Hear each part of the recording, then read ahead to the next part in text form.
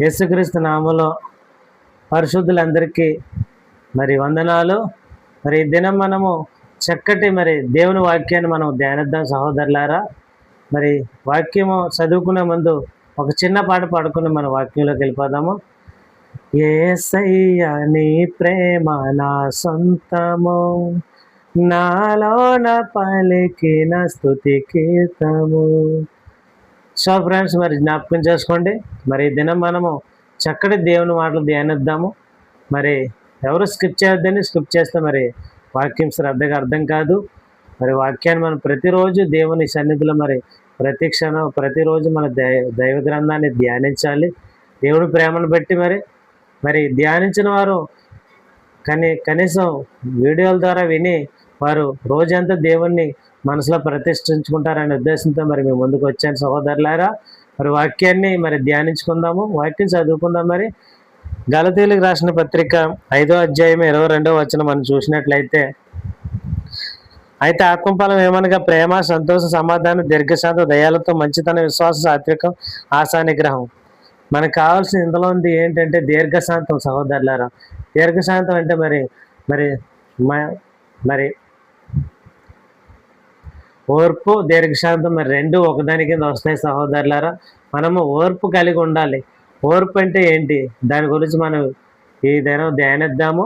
మరి ఓర్పు కలిగి మరి మనం ఉన్నామా, మరి ప్రతి ఒక్కరు జ్ఞాపకం చేసుకున్నట్లయితే దీర్ఘశాంతం కలిగి ఉండమని దేవుడు సెలవిస్తున్నాడు.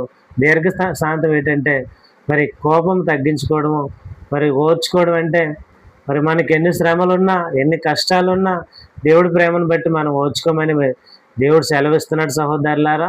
మరి మనం ఏ విధంగా మరి ఓర్చుకుంటున్నాము, ఏ విధంగా మరి సహిస్తున్నాం మరి మీరు జ్ఞాపకం చేసుకోండి.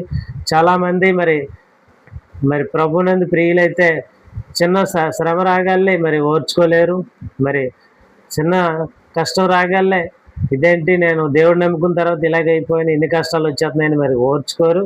మరి కష్టాల్లోనూ ఓర్చుకోరు, శ్రమల్లోనూ ఓర్చుకోరు.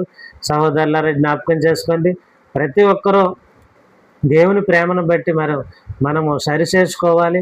మనలో ఉన్న మరి తప్పిదములు కానీ మరి ఏమున్నా సరే దేవుని వాక్యాన్ని బట్టి సరి చేసుకోవాలి. మనలో ఓర్పు మరి ఎల్లప్పుడూ కలిగి ఉండాలి.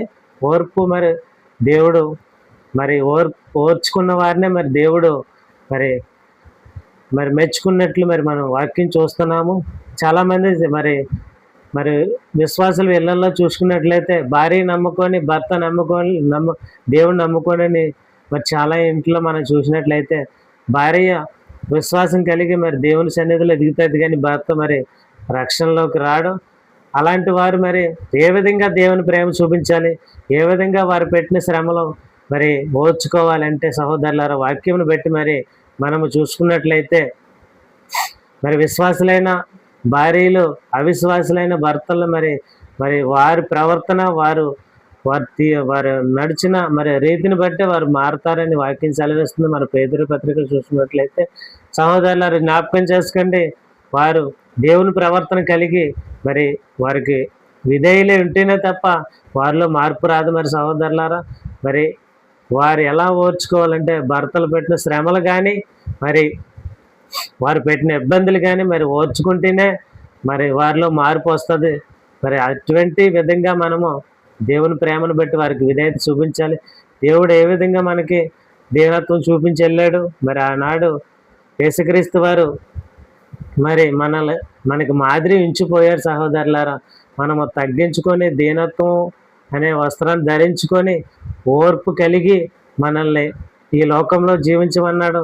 అలాగే మన ప్రవర్తన కూడా, మన ప్రవర్తనలోను, మన మాట తీరు, మన ఉద్దేశంలో అన్నీ మరి దేవుని పట్ల కనుపరచమని మరి దేవుడు చెప్పాడు. కాబట్టి సహోదరులారా మనము అన్ని విధేయత కలిగి మరి మనకి ఎన్ని శ్రమలు ఉన్నా ఎన్ని కష్టాలు వచ్చినా దేవుని యందు ఓర్పు కలిగి మరి ఉండాలి. మన పనిలోని ఏ పని చేసినా మరి ఎలాంటి ఉద్యోగాలు ఉన్నా, ఎలాంటి మరి వ్యాపారాలు ఉన్నా, ఏ పని చేసినా మరి ఆ పనిలో మనం ఓర్చుకుంటేనే దేవుడు అంచులంచులుగా దీవిస్తానని మరి దేవుడు చెప్పారు. కాబట్టి సహోదరులారా మరి మన ప్రవర్తన మరి మన ఎదుటి వారికి కనపరచాలి.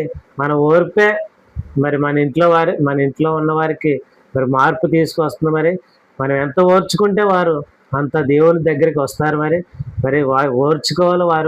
వారు మన శ్రమ పెట్టుకోలది మనం ఓర్చుకుంటేనే వారికి దేవుడు రక్షణని మరి ఇస్తాడు. మీరు అలాగే జ్ఞాపకం చేసుకోండి సహోదరులారా, ఓర్పు కలిగి మనం జీవిద్దాము. అలాగే మన మన ప్రవర్తన మన ఎదుటి వారికి చూపిద్దాం. మరి మన తగ్గింపు జీవితం మన మన జీవిద్దాం. మరి ఎందుకంటే కొంతమంది చెప్పే కంటే మనల్ని చూసే చాలామంది మారి దేవుని సన్నిధికి వస్తారు. సహోదరులారా జ్ఞాపకం చేసుకోండి. ప్రతి ఒక్కరూ మరి వాక్యానుసారమైన మనసు దేవుడు ఇవ్వాలని మనం అడుగుదాము. అలాగే సహోదరులారా, మన ప్రవర్తన, మన ఓర్పు, మన సహనం చూసే మన ఇంట్లో వారు చాలామంది మార్పు చెందడానికి మరి మనం అవకాశం ఇచ్చినట్లు అవుతుంది. దేవుడు మరి ఈ వాక్యం మరి ఇంతవరకు మీరు ఈ వాక్యం విన్నారని నమ్ముచున్నాను సహోదరులారా. ఈ వాక్యం మీ అందరి హృదయాల్లో విన్నవారు అందరి హృదయాల్లో దేవుడు దీవించాలని నేను కోరుకుంటున్నాను సహోదరులారా. మరి ఈ వాక్యాన్ని మరి అందరికీ అర్థమైందని నేను నమ్ముచున్నాను. అర్థమైన వారు లైక్ చేసి, షేర్ చేసి, సబ్స్క్రైబ్ చేయండి. అనేక మందికి మరి ఈ వాక్యం రీచ్ అయ్యి మరి అనేక మంది అనేక మంది సపోర్ట్ చేయాలి సహోదరులారా. నాకు ఇలాంటి వాక్యాలు ఎన్నో మీ ముందుకు నేను తేవాలని ప్రార్థన చేయండి. అలాగే వాక్యం ఏది వ్యర్థంగా పోకున్నట్లు దేవుడు అందరికీ చేరేలా చేయాలని మనం ప్రార్థన చేద్దాం. ఈ వాక్యం మీ అందరికీ ఉపయోగపడుతుంది నేను నమ్ముచు నేను సెలవు తీసుకుంటున్నాను. ఈ